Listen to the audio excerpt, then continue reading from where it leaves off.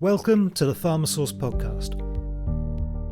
In today's episode, I speak to Mark Burfoot, who's Vice President of Research Procurement at Novartis. Prior to that, he was Director of Therapeutic Area Services for Pfizer. Mark has a fascinating perspective on new models of partnering with the R&D business, and talks about how machine learning and other technologies can put procurement in a far more strategic position to steer and inform decisions about which projects to invest in, allowing him and his team to create new types of value, which goes way beyond just cost control. Mark has a fairly unusual background for someone in procurement in that he's an immunologist by training, with PhDs against his name. So I started off by asking him whether having a scientific background helped to give him a different take on what procurement can deliver to R&D. I think it does overall. I mean, particularly in the area where I operate, being a scientist and, having run labs and then been within management, within R&D, and then stepped out and gone into the area of procurement and, other functions that I've managed as well, I think gives you a lot of different tools and a lot of different perspectives that are extremely valuable. But it makes it very easy for you to put yourself in the position of the scientist and what the goals and what the drivers are within the industry, as opposed to just the commercial goals or just the techniques and the training that one does in procurement in order to be able to progress the business. So I think it does help. I think so. There's putting yourself in the shoes. I think the other side of it that I think is particularly valuable is that your credibility when you're talking with the scientists, and they're like, okay, you're not just talking the commercial, the terms and the conditions. You're not restricting us as to the number of suppliers that we can use, and there's a plan in place, and you really do understand our needs. Gives you a sense of credibility. So I think in change management and actually helping, and particularly if you're trying to do difficult things or manage difficult situations, particularly when it's involving budgets and areas where the scientists feel that they're not getting exactly what they want, that you can actually rationalize and do it in a way that as I say, has a level of trust in the system. So I think it helps me engender trust more effectively with my stakeholders, and I think generally that's been very much appreciated. So as VP of Research Procurement at Novartis, what does an average day for you look like? What are your priorities, sort of an average day or an average week? Well, being on the East Coast in the US, it usually involves waking up very early and logging onto calls to somewhere else in the world. It was a little bit different from when I've lived in Europe, and the time zones were the other way around for me. So my days start very, very early, with calls to Asia. And a variety of different team meetings. So there's usually a series of events that are recurring. There's a mix. My day is usually a mix of things. It's a mix of some planned strategy work, very specifically about how, with my leadership team, how are we going to move the organization to a particular endpoint? What type of processes do we want to put in place in order to be able to achieve that? What type of conversations? How do we want to strategize around that? So, some of my day is taken up with that. Some of my day is taken up with firefighting. There's always something that's a challenge. Big, large pharma companies are often acquiring assets or acquiring smaller companies. And so there's always an integration activity, and there's always a challenge with that because you're integrating different systems and different technical platforms. And so the technical stacks being so different, things never quite work the way in which you would like them. And so, there's always a level of frustration that's going on. So there's also a level of putting out the fires and trying to figure that out and build playbooks around that so that you don't have fires again in the future, and you keep getting better at it. But it always seems like there's a new fire that always emerges. There's always a new situation. So part of my day often is definitely dealing with that. I like to carve out parts of my day as well around people topics as well. I'm very engaged in what does it take to develop staff, and what should we be able to do? What should we be doing in that space? And how are we doing against that? Particularly, again, in a large company, there's always plenty of opportunities, but also there's often a lot of churn, or there may be change, or a variety of different things that are going on in a company. So you need to pay attention to that, and pay particular attention to, if you will, the psychological health of your organization, and how that's actually performing. So I wouldn't say I do that every day, if I'm honest, but that is definitely something that is more frequent in my schedule. And then it's usually exploring also with different suppliers and different innovative approaches. There's usually time given over to exploring just different areas, rather than just doing the same type of things before over and over again, and renewing and negotiating contracts in that space and checking on how the team's doing against goals and those areas. There's looking for the what's new, what's different, what's going to change the game for us. And I'm always interested in those new ideas, particularly cross industry. So I usually also make time for having conversations with peers and colleagues who are actually outside of my specific domain, to see whether or not there's any cross-fertilization as well. So my day usually involves bringing in that as well. Presumably you're responsible for managing the CRO network that you operate. Do you have any advice or thoughts on the best way to manage, to optimize a large network of CROs? Having strong relationships and building strong relationships within those areas is one of the areas that's very, very, very key. I also think a level of complete transparency and honesty. This is what we're trying to achieve as a company. It's not necessarily always about being, we just need to have the lowest cost, or we need to, it's actually having a discussion as to what value actually means to us. Everyone's got a slightly different interpretation of that. So how can you help us progress our assets? How can you help us progress, the programs that we're driving into the clinic that make the difference for patients? So what does that look like? So it could be cost is an element of it for sure, of course, and efficiency, and how do we improve that? And having those kind of very upfront conversations with the CRO networks and saying that this is how we're looking at the value proposition. What can you do for us to help us get us there? As opposed to putting something in place and then coming back and saying, hey, you need to reduce your costs, or you need to do this, you need to do that, because that's a very adversarial way of doing it. I'm not saying that doesn't happen, but I'm saying for me, the most optimal way is to actually build very transparent approaches as to what we actually require as a company, and then build that network and build the trust in that area, and make it very clear if people are not meeting those performance indicators that we're willing to change as well. I mean, people have to be accountable to that as well. It's not just like, we've worked with you for 70 years, therefore we would never change. No, we will change if we're not meeting those performance indicators, but let's be very clear what they are. Nothing should be a surprise to you. We'll work together so that we can achieve them. But if we can't, then we'll change and we'll find a different way to do it. Novartis made a number of headlines over the last year or so about not just the importance of the US, but also in terms of reshoring manufacturing back to the States as well. Does that impact the research side of the business as well? I think the emphasis around growing the within the US market more effectively, it has an impact. It's not so direct as it is in the commercial side of the business and the manufacturing side of the business, where you're specifically targeting and you may even change your workforce in order to be able to address that. It doesn't change anything in that from the research side of things. However, how we build a portfolio and where we target our portfolio and how that is actually directed towards particular franchises, as well as there's also a level of innovation that needs to go on, and what is not part of a standard franchise today could be the blockbuster franchise of tomorrow. So you need to have some exploratory areas, and that doesn't really change. You still need to be able to do that. So I would say some of the networks, again, some of the supply networks that we need in order to service what we're trying to achieve, need to adapt and to adjust that. So, if you're a global supplier with a broad network, that helps.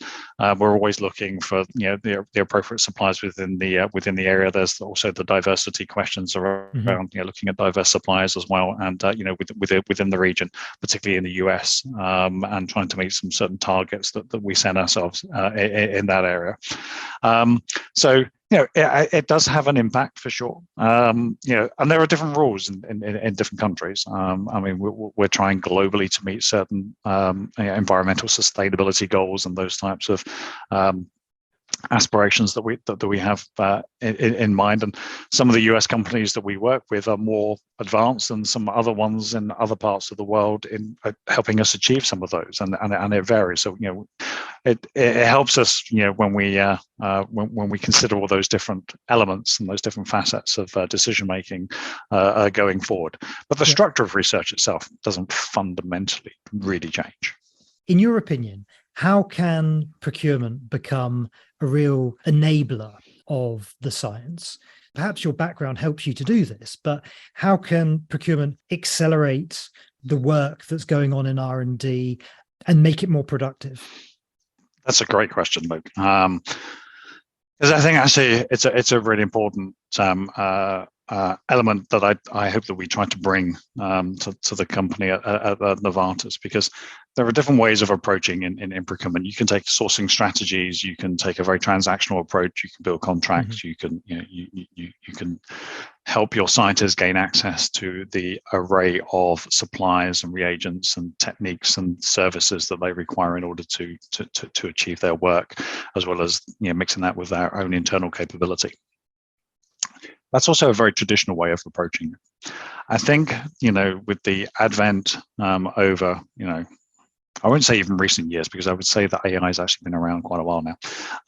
But with other type of machine learning techniques and other types of approaches, there are other ways of looking at the problem that can help redefine how we can add value. So, for example, rather than looking at the cheapest product or trying to provide the widest range of options to a scientist, helping with tools that actually help the scientist choose the things that are most likely to lead to success. Because the reality of research is there is a huge amount of experimentation that goes on, and as a result of that, there's a lot of learnings that go on. But there's also a lot of, if you will, found experiments.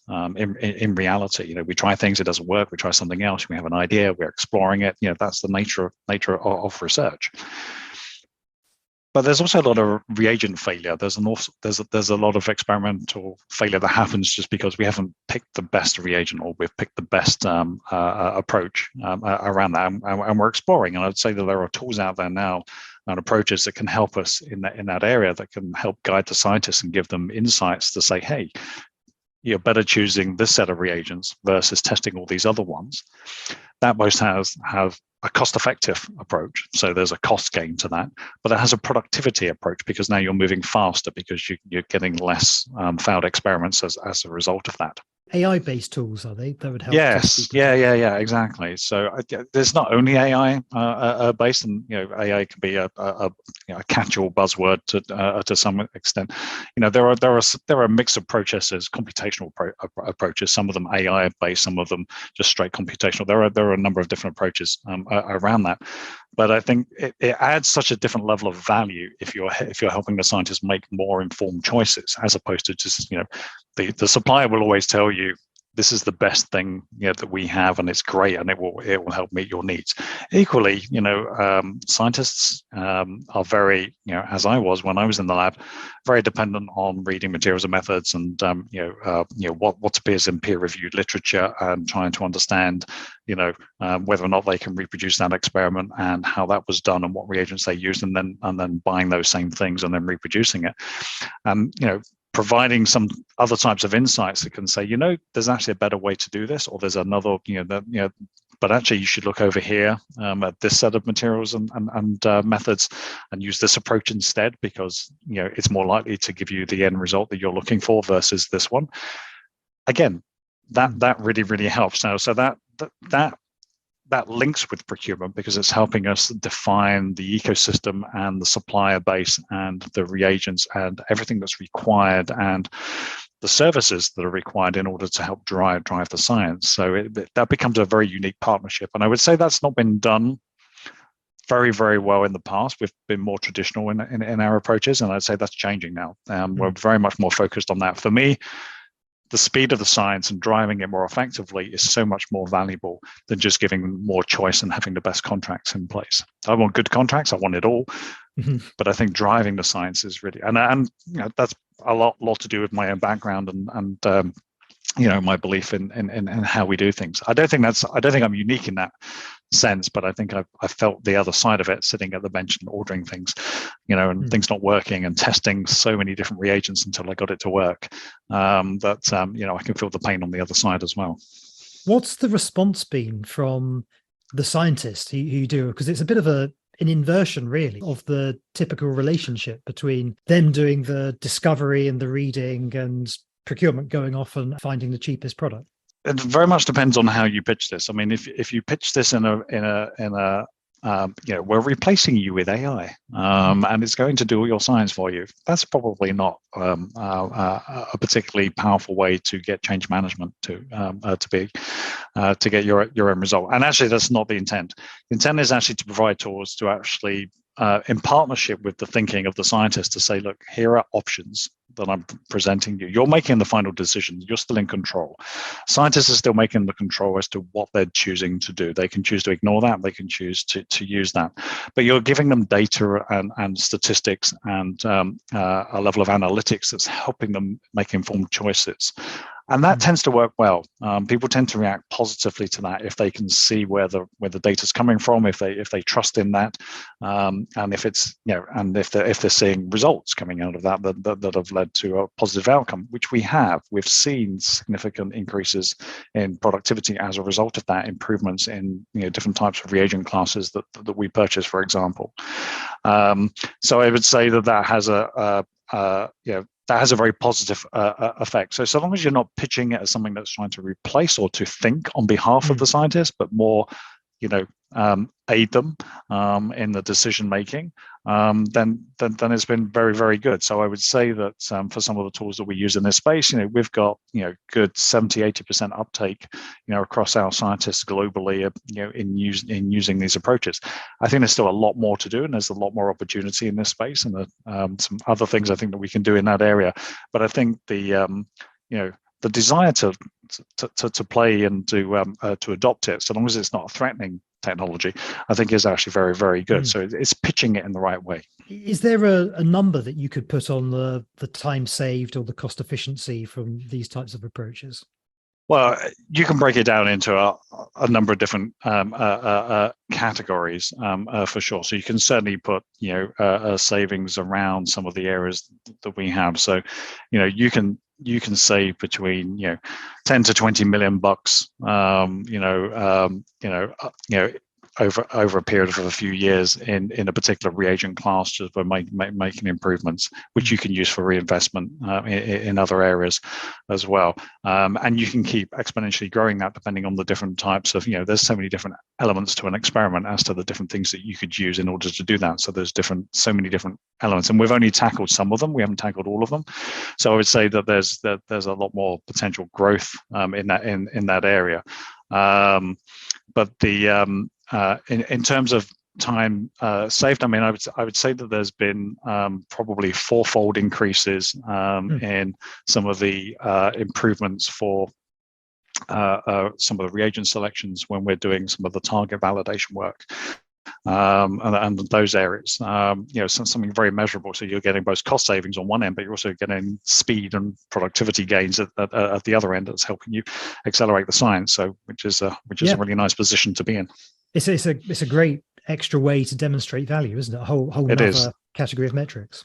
That's right. So I think looking for those types of metrics. I mean, in the past, I would spend a lot of time talking with different companies, and they'd be like, buy our product, it will save you time. But I need to turn that save you time into something that is productive. There's an assumption that if I just save you time, that's going to lead to something.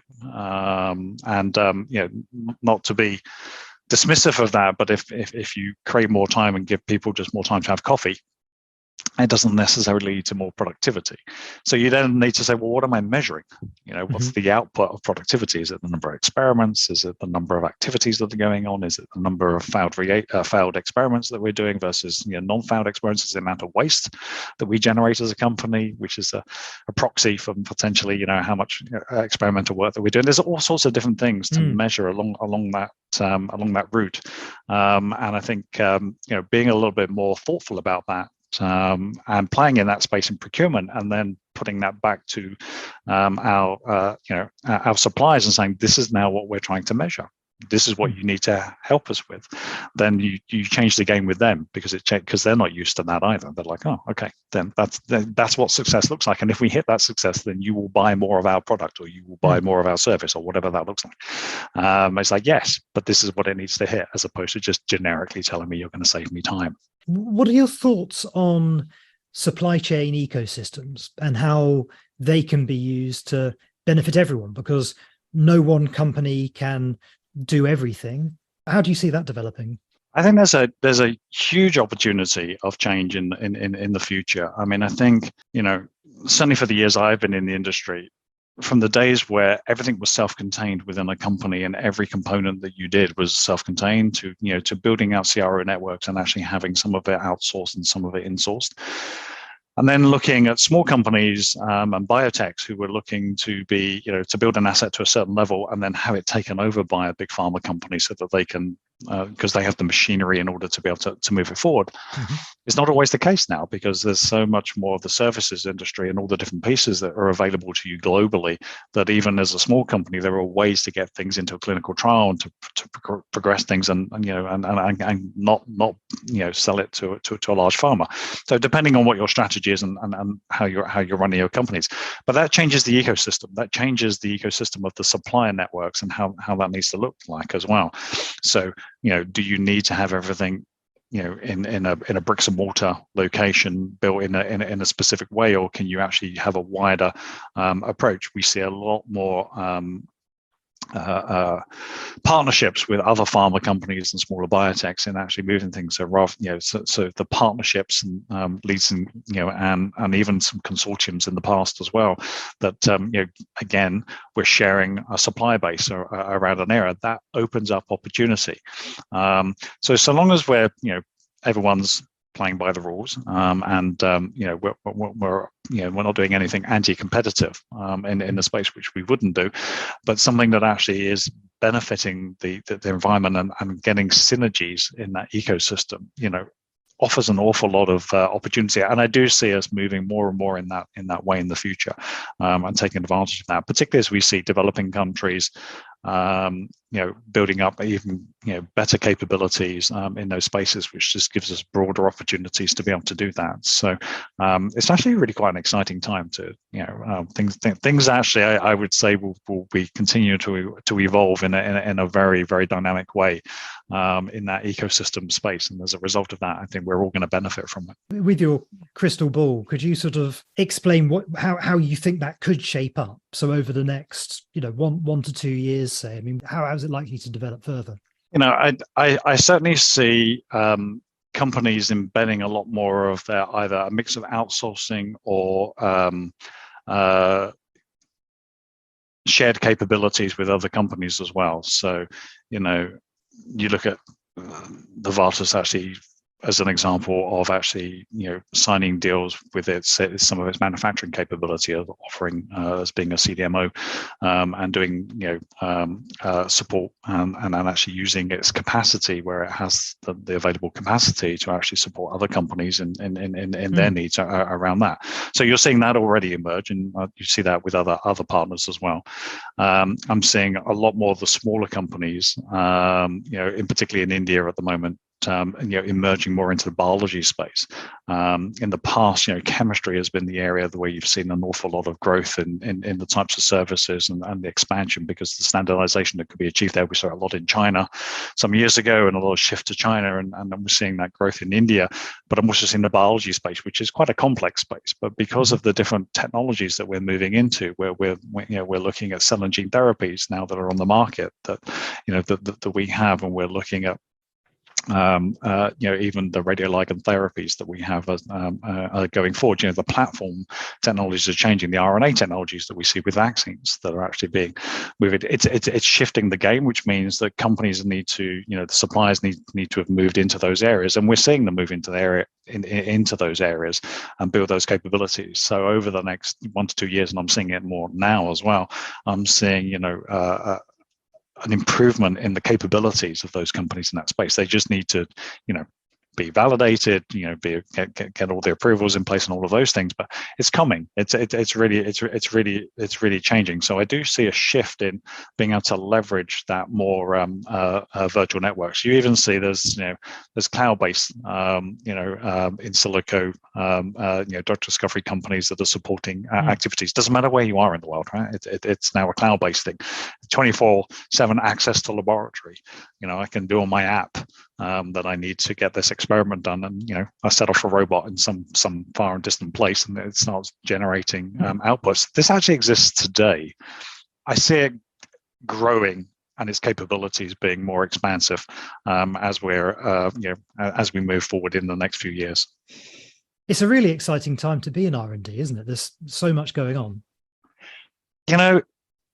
Every decade has its period of I lived, when I was doing my PhD, it was all about sequencing the genome, and we were everything was going to be solved by sequencing the genome, and the difference that would make, and I look at the technologies and how everything is changing, but there is a significant shift at the moment. As I say, the platform shifts into different RNA technologies, the cell and gene approaches that are out there. I mean, even having an Alzheimer's drug on the market now as well, that was recently approved and got full approval.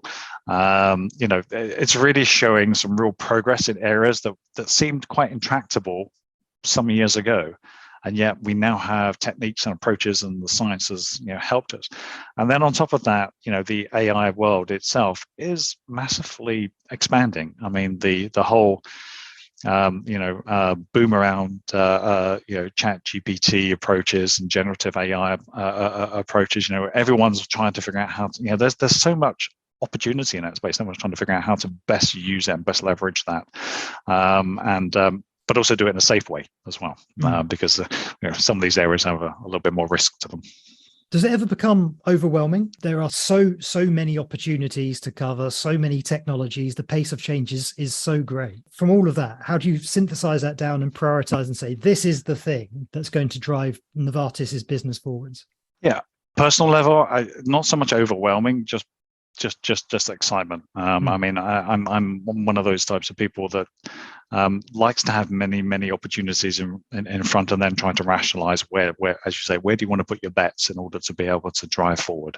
And I think the more data I have, the more opportunities, the more emerging things, actually, the better. It gives me it evokes a different type of